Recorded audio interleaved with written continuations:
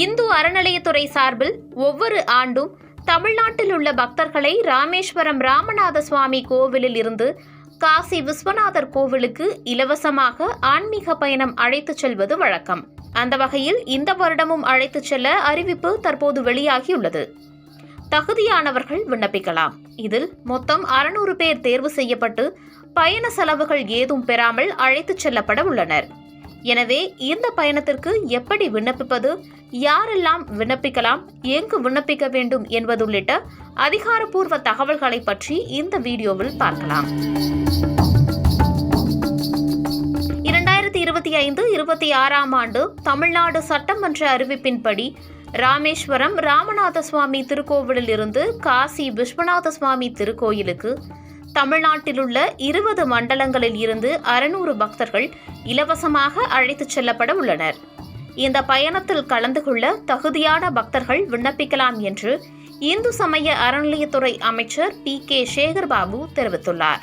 இந்த 600 பக்தர்களை அழைத்துச் செல்ல 1,50,00,000 நிதியொதுக்கீடு செய்யப்பட்டுள்ளது.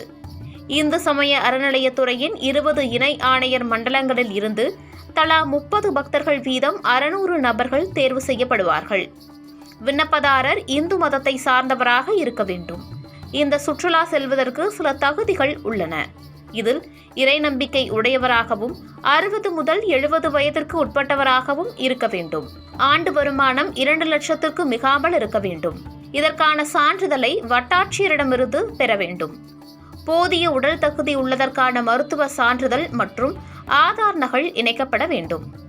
வரப்பெறும் விண்ணப்பங்களில் தகுதியான விண்ணப்பங்கள் 600க்கு மேல் இருப்பின் குலுக்கல் முறையில் தேர்வு செய்யப்படுவர்.